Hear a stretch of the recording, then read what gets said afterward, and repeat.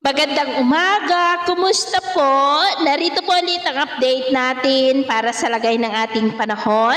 Ngayong umaga po ng December 14, 2024. Sa ngayon po ay lumakas na ulit ang hanging amihan at umiihip na dito sa Northern Luzon at Central Luzon, habang easterlies naman ang hangin na umiihip sa silangan ng Visayas at Mindanao.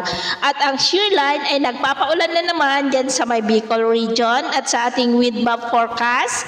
Mula sa kumpol ng kaulapan na nandito ay may nagbabanta po na mabuo na sama ng panahon na lalapit dito sa ating bansa, at ang development niya na ating babantayan kung matutuloy o hindi.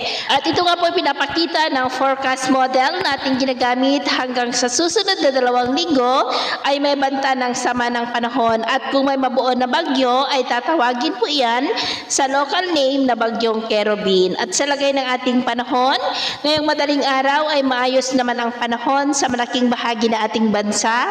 Pero may malalakas po na ulan ngayon dyan sa may Palawan, at may mga isolated rain sa Sulu Archipelago, Dinagat Island, Camarines Sur, Legazpi, Sorsogon, Calapan, Lobo, ilang bahagi ng Cagayan at Babuyan Island. At mamaya ay sisikat naman po ang araw sa malaking bahagi ng ating bansa, pero may tsansa pa rin ng cloudy skies with isolated rains sa ilang bahagi ng Cagayan, Apayao, Babuyan Islands, Batanes, Infanta, Polillo Island, Calapan, Palawan, Camarines Provinces, Catanduanes, Sorsogon, Northern Samar, Aklan, Sulu Archipelago at ilang bahagi po ng Surigao Provinces. At mamayang hapon ay posible pa rin ang cloudy skies with isolated rain sa ilang bahagi na ating bansa.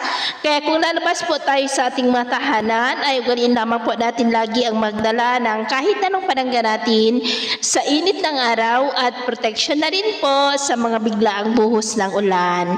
At sa atin naman pong mga baybayin, dahil sa amihan ay iwasan na muna natin ang papalaot sa mga baybayin ng Batanes, Babuyan Islands, Northern Seaboard po ng Cagayan, maging sa kanlurang baybayin ng Ilocos Region at sa seaboard po ng Pangasinan, dahil ang mga alon dyan ay posible po na aabot hanggang sa 6 to 12 feet. Kaya hanggat maaari ay iwasan na po muna natin ang papalaot dyan sa mga may kulay pula para po mas makaiwas sa mga sakunang pangkaragatan.